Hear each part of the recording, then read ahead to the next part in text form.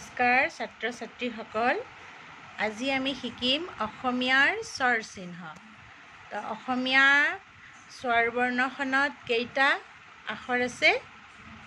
11টা। কি আছে? অ, আ, এ, ঐ, উ, ঔ। ইয়াতে অটো দিয়া নাই কিয়? অ সকলো বৰ্ণৰ লগতে সংলগ্ন হৈ থাকে। অ সকলো বৰ্ণৰ লগতে সংলগ্ন হৈ থাকে। যেতিয়া আমি ক বুলি ক'ম অ চাউণ্ড হয়, খ বুলি ক'ম অ চাউণ্ড হয়।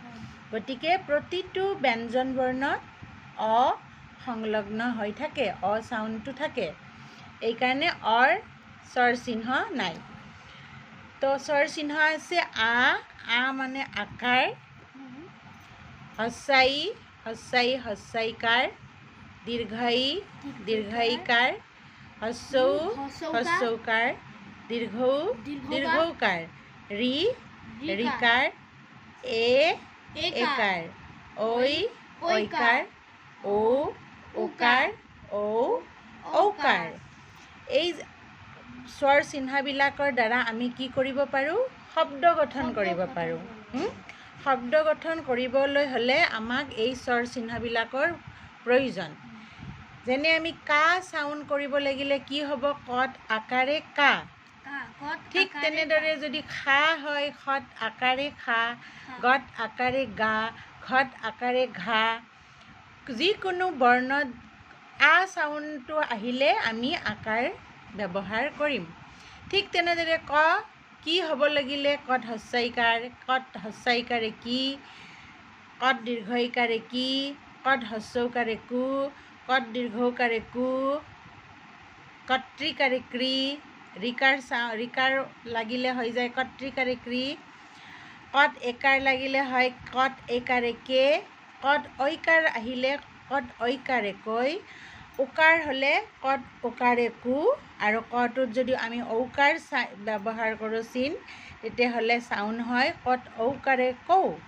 ঠিক তেনেদৰে প্ৰতিটো বৰ্ণতে প্ৰতিটো সৌ, গৌ, ঘৌ এইদৰে চাউণ্ড হ'লে আমি ঔকাৰ ব্যৱহাৰ কৰিম। উ চাউণ্ড হ'লে আমি উকাৰ ব্যৱহাৰ কৰিম। ঐ চাউণ্ড হ'লে আমি ঐকাৰ ব্যৱহাৰ কৰিম। কে চাউণ্ড হ'লে আমি ব্যৱহাৰ কৰিম এইকাৰ। কে, সে, গে। বুজিছানে নাই?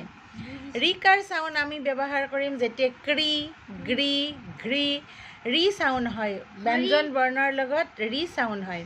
যেনে কৃষি, কৃষক। কত ৰি চাউণ্ড হৈ আহিছে, সেইকাৰণে আমি ৰিকাৰ। হৰিত নহয়। এতিয়া ব্যঞ্জন বৰ্ণৰ ব্যৱহাৰটো বুজি পাইছা?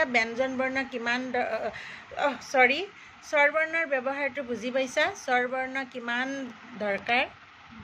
স্বৰ বৰ্ণ নহ'লে আমি শব্দ গঠন কৰিব নোৱাৰোঁ।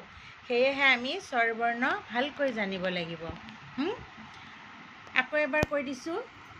অ, আ আকাৰ, হস্ৰাই হস্ৰাইকাৰ, দীৰ্ঘাই দীৰ্ঘইকাৰ, হস্ৰৌকাৰ, দীৰ্ঘৌকাৰ, ৰিকাৰ,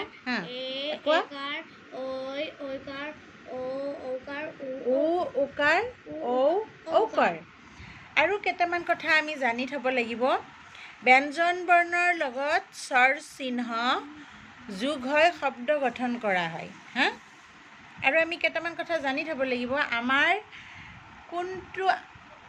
কোনটো স্বৰ চিহ্নত কোনটো চাউণ্ড হয় আমি ভালদৰে জানিব লাগিব। তেতিয়াহে আমি ব্যৱহাৰ কৰিব পাৰিম। যেনে হস্ৰাইকাৰ আৰু দীৰ্ঘইকাৰ দুইটাতে কি যেনে কত হস্ৰাইকাৰে কি, কত দীৰ্ঘইকাৰে কি, দুইটাৰে চাউণ্ড কি, কিন্তু আমি জানিব লাগিব কোনটো শব্দত দীৰ্ঘইকাৰ, কোনটো শব্দত হস্ৰাইকাৰ। এনে ইংৰাজীত কোৱা হয় short vowel sound and long vowel sound. আমি জানিব লাগিব ক'ত কোনটো ব্যৱহাৰ হয়। ঠিক আছে ছাত্ৰ ছাত্ৰীসকল, বুজি পাইছা? নেক্সট মই নোচোৱাকৈ তোমালোকক কিছুমান শব্দ গঠন কৰিব দিম, কৰিব লাগিব। Thank U.